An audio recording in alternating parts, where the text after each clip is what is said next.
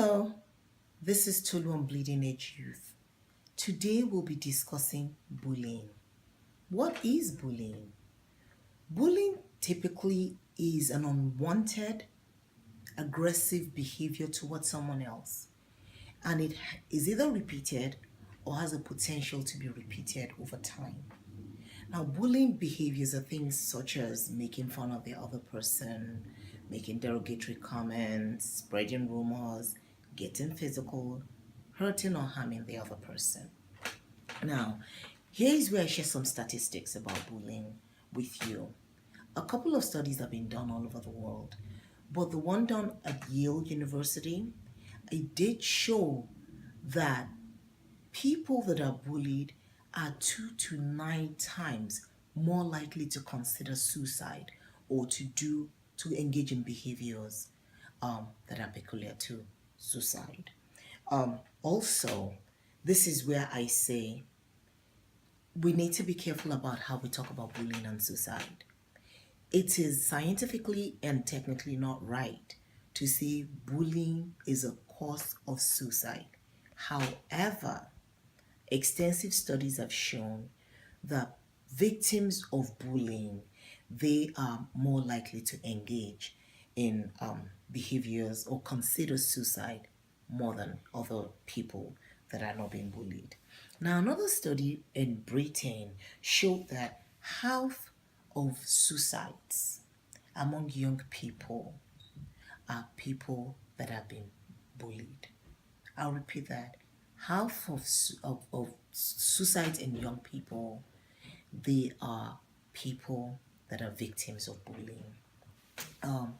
Now, it's something that is more common in young people. It's been found that 10 to 14-year-olds, school children, they are more susceptible or they are more likely to engage in bullying behavior and to be bullied. Now, essentially, this is saying early teenagers, they have the greatest numbers in that. However, bullying still occurs in adults. Bullying still happens in adults. Now, here is something that blew my mind.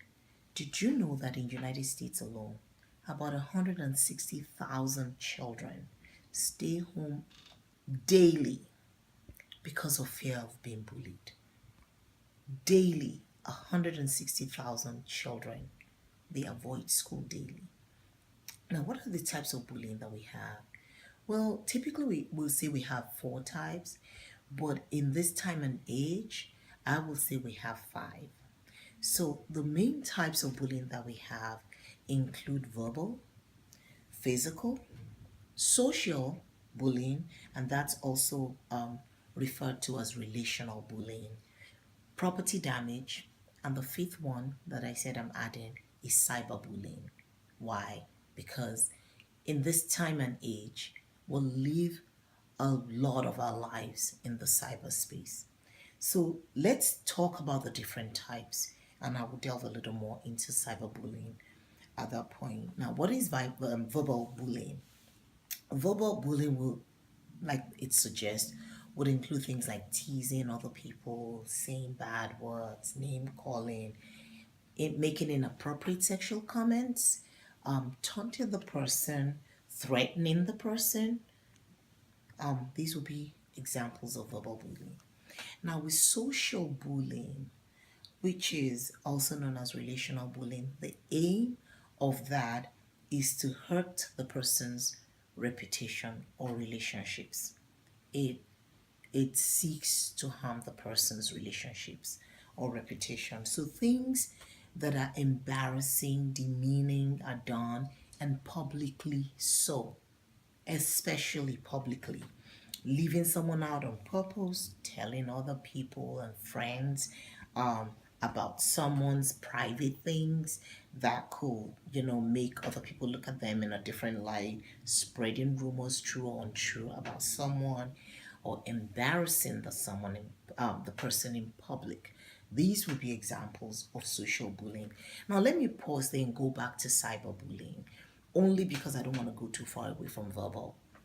Now, cyberbullying is a type of verbal, you could say, because the person you're dealing with on both ends, you cannot see or touch them. However, it's what you say about them. Now, in this time and age, every one of us, to an extent, our generation, the younger generation, we live most of our lives on the computer, in the cyberspace.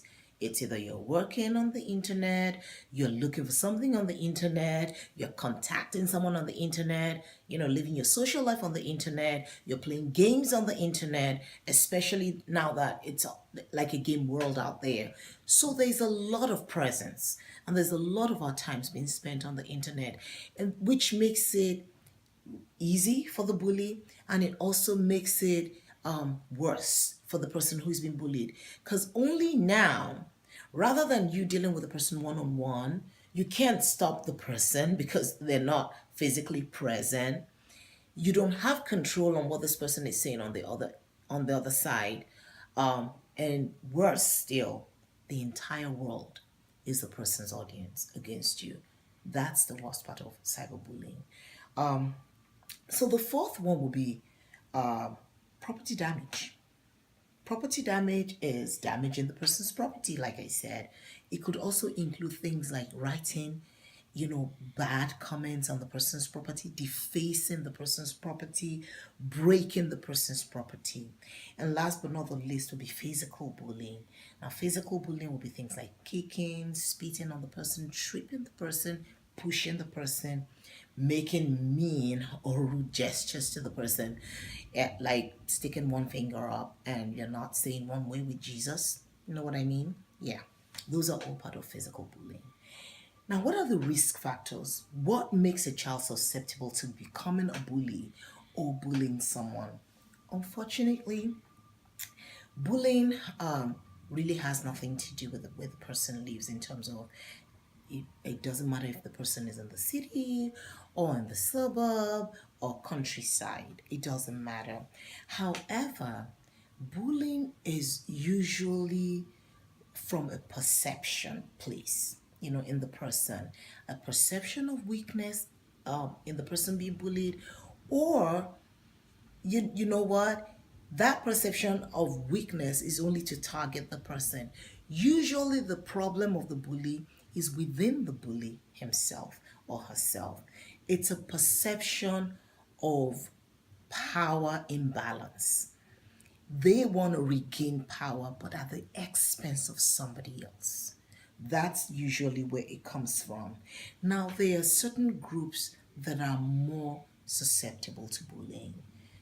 The LGBTQ group, gays, lesbians, transgendered, bisexual youth, people with disabilities. It's unfortunate but true.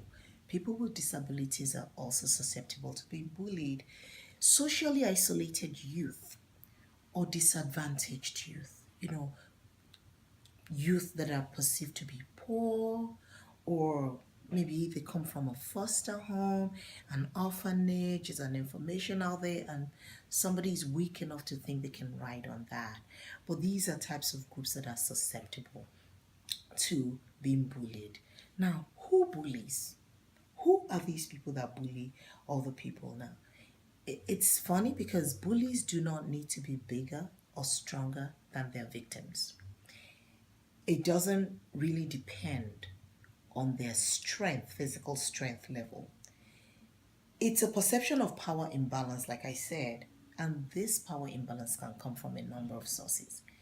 It could be a cognitive ability, it could be popularity, it could be strength. And usually people that bully, they have a couple of these factors.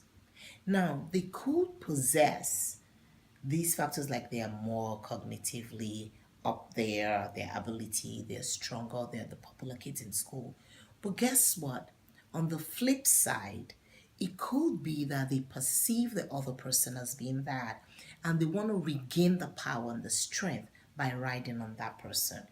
Either way, this is what I say. The problem of bullying does not come from the victim. Usually, it is the perpetrator that has the problem. The battle is in them, but they are expressing it and projecting it on other people. Now, let's